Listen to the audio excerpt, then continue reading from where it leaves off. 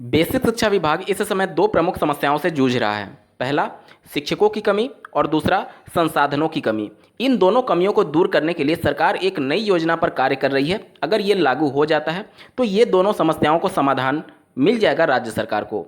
ये खबर देखना आपके लिए बेहद ज़रूरी है अगर आप बीएड डीएलएड से संबंधित हैं, क्योंकि ये खबर आपके डायरेक्टली जॉब से जुड़ा हुआ है। अंत तक बने रहिएगा बिना किसी पार्ट को स्किप किए हुए। नमस्कार दोस्तों, मेरा नाम है नीरज और आप देख रहे हैं कैरियर बिट यूट्यूब चैनल। अगर आप इस चैनल पर पहली बार विजिट कर रहे हैं तो इसको सब्सक्राइब करते हुए बेल आइकन को प्रेस करना ना भूलें।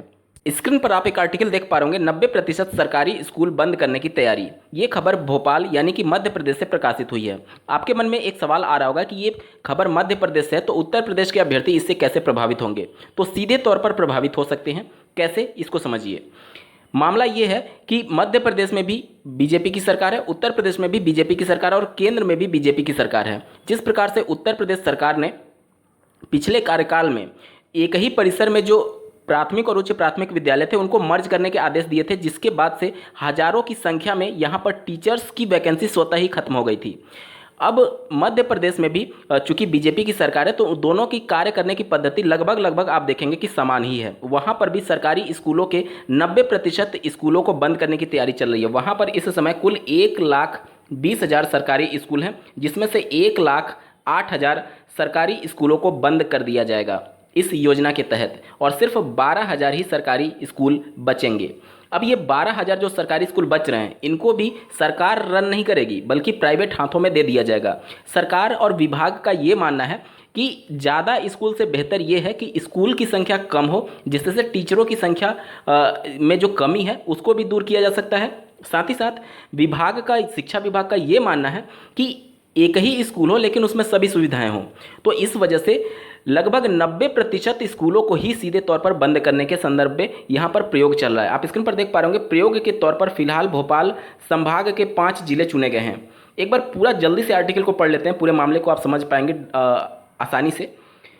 सरकारी स्कूलों में शिक्षकों और संसाधनों की कमी दूर करने के लिए शिक्षा विभाग 90% सरकारी स्कूल बंद कर व्यवस्था सुधारने की योजना पर काम कर रहा है। योजना के मुताबिक प्रदेश के 1,20,000 सरकारी स्कूलों में से 1,08,000 सरकारी स्कूलों को बंद कर दिया जाएगा। बंद होने वाले स्कूलों के शिक्षकों और विकास मद की राशि से बाकी बचे 12,000 स्कूलों को निजी स्कूलों की तर्ज पर विकसित किया जाएगा।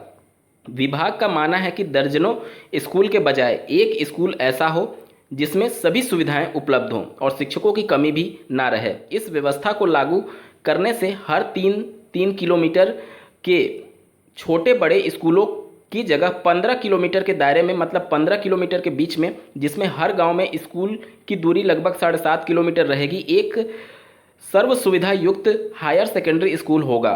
7 किलोमीटर बच्चों को पैदल ना चलना पड़े, इसके लिए निःशुल्क अनुबंधित बसें चलाई जाएंगी। बसों का खर्च निकालने के लिए स्कूल में साइकिल देने की योजना को बंद करने का प्रस्ताव है और प्रयोग के तौर पर इस योजना को भोपाल संभाग के 5 जिलों में लागू किया जाएगा। योजना सफल होने पर पूरे प्रदेश में इसे लागू कर दिया जाएगा। अगर मध्य प्रदेश में अध्यापकों की स्थिति की बात की जाए तो कुल वहां पर 2.5 लाख अध्यापक हैं और सहायक अध्यापक लगभग 2.25 लाख हैं। संविदा शिक्षक 40,000 है और शिक्षकों की कमी लगभग 60,000 है। इस कमी को दूर करने के लिए ये योजना बनाई गई है। सीधे तौर पर देखिए, प्राइवेटाइजेशन की तरफ पहला कदम है। यहाँ पर स्कूलों को बंद करके और जो 12,000 स्कूल बच रहे हैं उनको भी प्राइवेट हाथों में देने की बात की जा रही है।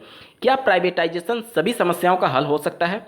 आज अगर प्राइवेट स्कूलों की बात करें तो वहाँ पर आप ये मानक तय तो कर दिया गया है एनसीटी के द्वारा कि प्रत्येक शिक्षक बिना बीएड और डीएलएड के और बिना टीचर एलिजिबिलिटी टेस्ट पास किए शिक्षक नहीं बन सकता। लेकिन प्राइवेट स्कूलों में मानक तय करेगा कौन?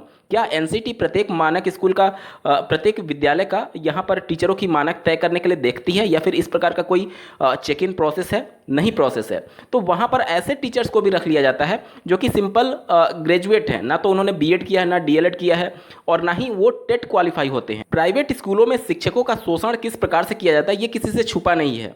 देखिए, अब निजी हाथों में देने से निश्चित तौर पर शिक्षकों का शोषण ज़्यादा बढ़ जाएगा। जहां सरकारी शिक्षक एक सम्मानजनक वेतन पा रहे होंगे, निश्चित तौर पर प्राइवेट हाथों में जाने पर अगर संविदा, एक तो पहले कि उनकी जॉब सिक्योरिटी नहीं रहेगी, कभी भी उनको निकाला जा सकता है परफॉर्मेंस के आधार पर।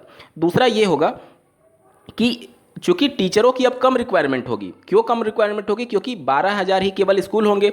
और यहाँ पर जो दावे किए जा रहे हैं कि 15 किलोमीटर की दूर पर विद्यालय होगा, आज देखेंगे आप गांव देहात अगर उत्तर प्रदेश में, तो 1-1 किलोमीटर के गैप पर सरकारी प्राथमिक विद्यालय नियम है। ये आरटी एक्ट में लिखा गया है कि प्रत्येक किलोमीटर पर एक सरकारी विद्यालय होना चाहिए प्राथमिक का, ठीक है, और 3 किलोमीटर पर उच्च प्राथमिक विद्यालय होना चाहिए।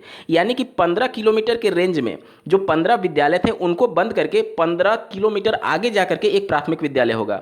आज अगर आप देखें उत्तर प्रदेश में, तो गाँवों में जो गाँव के अंदर जो सरकारी प्राथमिक विद्यालय, उसमें भी अभिभावक अपने बच्चों को भेजने से कतराते हैं। तो क्या वो तैयार होंगे कि आगे के 15 किलोमीटर स्कूल दूर पर अपने बच्चों को भेजेंगे? ये भी बहुत बड़ा सवाल चिन्ह उत्पन्न होगा। कुल मिलाकर के ये जो फैसला है वो पूरी तरीके से पैसे बचाने के संदर्भ में है कि किस प्रकार से टीचरों की कमी को दूर भी किया जा सके और टीचर हमें हायर भी ना करना पड़े और कम से कम वेतन पर टीचर को रखा जाए। क्योंकि भले ही सरकार पेमेंट कर रही होगी, अगर प्राइवेट कंपनी को भी दिया जाए, अगर सरकार पेमेंट कर रही होगी तो वहाँ पर कोई कानून नहीं इस प्रकार का होगा कि आप टीचर को इतना वेतन दीजिए। यहाँ पर आप देख सकते हैं संविदा पर या फिर एडाक पर जो सरकारी विभागों में भी एम्प्लॉयज़ रखे जाते हैं, वहाँ पर थर्ड पार्टी जो आता है, थर्ड पार्टी का जो कॉन्सेप्ट है वो अपने हिसाब से वेतन तय करता है। वो सीधे, अगर आपको सरकार ने तय भी कर दिया है कि 20,000 रुपये सैलरी देना होगा, तो वो सीधे तौर पर आपको 18,000 या फिर 16,000 देगा और वो पेपर में दिखा देगा कि हाँ मैंने इस एम्प्लॉय को 20,000 दिया है। अगर आप उसका कुछ विरोध करने जाएंगे तो सीधे वो धमकी देता है कि ऐसे 50 लोग लाइन में खड़े हुए हैं, आपको निकाल दिया जाएगा और दूसरे बंदे को हायर कर लिया जाएगा।